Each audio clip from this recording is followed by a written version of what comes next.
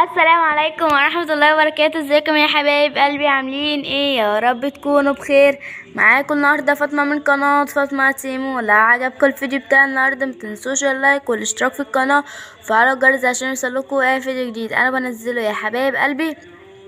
ولو عجبكم الفيديو بتاع النهارده ما تنسونيش بقى في اللايك والاشتراك والنهارده بقى والكومنت بتاعكم الحلو، وعشان بيشجعني ان انا ارجع زي الاول كل يوم انزل لكم فيديو احسن من اللي قبله. النهارده بقى يا حبايب قلبي هنعمل حاجه كلنا بنحبها، بنفطر بيها الصبح جنب كوبايه الشاي باللبن والنسكافيه، او كوبايه النسكافيه او كوبايه الشاي زي ما انتوا طبعا ما بتحبوا. النهارده هنعمل القرص الهشه الطريه بتاعتنا الجميله بطريقتنا الجميله. فلو عايزين بقى تشوفوا الطريقه بتاعت النهارده خليكم معايا الاخر في الفيديو عشان نشوف هنعمل ايه مع بعض. وما تنسوش اللايك والاشتراك في القناه وفعلوا الجرس عشان يوصلكوا اي فيديو جديد انا بنزله. فتعالوا بقى نشوف يلا المقادير عشان نخش على التحضير. اول حاجه بقى كده يا حبايب قلبي معانا هنا كيلو دقيق. احنا بنستخدم دقيق حبوبه اللي هو دقيق ابيض فاخر. احنا بنستعمل الدقيق ده في المخبوزات والعجين والكيك وكل حاجه، اي حاجه فيها دقيق بنستخدم نوع الدقيق ده. نوع حلو وكويس وهو كويس معانا يعني. ومعانا هنا معلقتين شمر على ينسون كبار وباكو بيكنج باودر ومعلقتين لبن بودرة ورشة من الملح ومعلقتين كبار من الخميرة الفورية، معلقتين كبار من السمسم المحمص، 3 معالق كبار من السكر. ومعانا هنا اللبن الرايب بتاعنا اهو كده يا حبايب قلبي.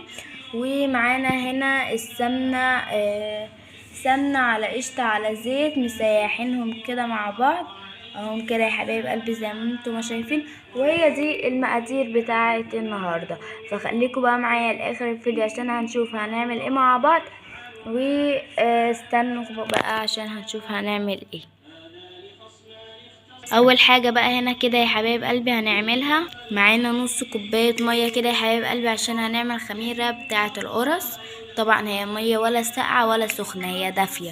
وهنحط على نص كوبايه دي معلقتين كبار من الخميره الفوريه، وعليها هننزل بيه السكر، معلقتين سكر كبار برضو اهو كده يا حبايب قلبي زي ما انتم شايفين. تمام. وهندوبهم بقى مع بعض كويس جدا وهنحطهم في اكتر مكان دافي عندنا في البيت، طبعا عشان احنا في الشتاء وعارفين يعني الشقة كلها بتبقى او البيت كله بيبقى ساقع يعني وتلج وكده. فاحنا دفينا الفرن 3 دقايق كده وهندخله عشان يفور برضو بسرعة وما ياخدش معانا وقت. تمام. دي برضو فكرة ايه بعيد عن البيت يعني او اي حتة في البيت، مش ما فيش يعني عندك حتة في البيت ما تكونش سخنة. هنروح بقى دلوقتي نحطهم في الفرن لغاية لما يفوروا ونرجع لكم وهنشوف بقى هنعمل ايه، فخليكم معايا لاخر الفيديو. بصوا بقى كده يا حبيب قلبي بعد ما عجناها ما شاء الله الله اكبر ملبن، بصوا ما شاء الله الله اكبر. طبعا انا اسفه لان المقطع بعد ما صورته جايه اشوفه على التليفون ما لقيتهوش خالص، فمعلش بقى يا جماعه احنا عجناها اهي وبقت ملبن معانا اهي. بصوا مفيش كلام، مفيش اجمل من كده بجد. هنغطيها بقى ونسيبها تخمر نص ساعة، بعد كده نرجع بقى معاكم ونشوف بقى هنقرصها ولا هنعمل ايه مع بعض. فخليكم بقى معايا لاخر فيديو عشان هنشوف هنعمل ايه مع بعض. بس قبل اي حاجة طبعا ما تنسوش اللايك والاشتراك في القناة وفعلوا الجرس عشان يوصلكم اي فيديو جديد انا بنزله يا حبايب قلبي. وخليكم بقى معايا لاخر الفيديو عشان هنشوف هنعمل ايه مع بعض. دلوقتي بقى كده يا حبايب قلبي بعد ما خدت لها نص ساعة كده اهو خمرت اهو كده يا حبايب قلبي زي ما انتم ما شايفين. دلوقتي بقى بنبدأ اللي احنا نقرصها اهو.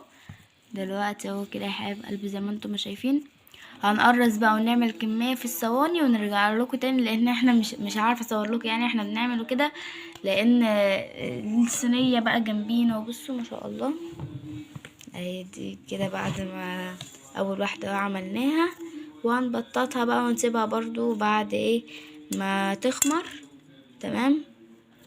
بعد يعني بقى احنا بنعمل الصينية هي بتخمر، فعقبال لما نعمل بيض الصينية بقى كلها بتخمر مع بعضيها، فاهمين؟ فده طبعا احنا بقى بندخلها على درجة حرارة 200. ودلوقتي بقى كده يا حبايب قلبي بعد ما خلصنا الصينية كلها اهو كده يا حبايب قلبي زي ما انتم ما شايفين اهو. عملنا صينية تانية برضو، عملنا كمية يعني صينيتين، اول صينيتين طلعوا معانا اهو. هحطهم بقى كده يا حبايب قلبي في مكان ان هما يخمروا، وهندخلهم بعد ما يخمروا يعني يجي ربع ساعة كده ولا حاجة. هندخلهم على درجة حرارة 200 في الفرن. فخليكم بقى معايا لاخر فيديو عشان نشوف هنعمل ايه مع بعض، واستنوا بقى عشان نشوفها بعد ما تطلع من الفرن. بقى كده يا حبايب قلبي ما شاء الله الله اكبر بعد ما قرصناهم اهو في الصواني، ودي اخر صينية معانا. وبصوا بقى ما شاء الله شوكناها كده بعد ما خدت خمرها، بعد ما قرصناها وخدت خمرها حلو 10 دقايق كده لربع ساعة، وشوكناها كده عشان دلوقتي بقى هندخلها الفرن. فطبعا بقى ما تنسوش اللايك والاشتراك في القناة وفعلوا الجرس عشان يوصلكوا اي فيديو جديد انا بنزله. وخليكم بقى معايا لاخر الفيديو عشان نشوفها بعد ما تطلع من الفرن وتاخد اللون الذهبي الحلو بتاعنا ده. بصوا ما شاء الله الله اكبر ما شاء الله. بصوا هنروح بقى دلوقتي ندخلها الفرن على درجة حرارة 200، على اعلى درجة حرارة عندكم في الفرن دخلوها فيها، وان شاء الله تعجبكم. وخليكم بقى معايا لاخر فيديو عشان نشوفها بعد ما تطلع من الفرن. استنوا. بصوا بقى كده يا حبايب قلبي بعد لما طلعت من الفرن، بصوا ما شاء الله، بصوا ما شاء الله كده يا حبايب قلبي. بصوا ملبن ازاي، تحفة قسما بالله، تستاهل بقكم. يلا بقى قومي يا حلوة كده انت وهي اعجنولكوا شوية قرص كده تفطروا بيهم الصبح جنب كوباية الشاي باللبن قبل ما تروحي المدرسة او الجامعة او الدرس بتاعك. بصوا ما شاء الله الله اكبر، واخدة اللون الذهبي وطرية وهشة. وبصوا بجد يعني مفيش اجمل من كده. بصوا بقى هشه من جوه جميله ازاي. انا عايزه اقول لكم بجد يا بنات ان طعمها زي السكر، والله العظيم طعمها تحفه. وبس كده بقى يكون انتهى الفيديو بتاع النهارده.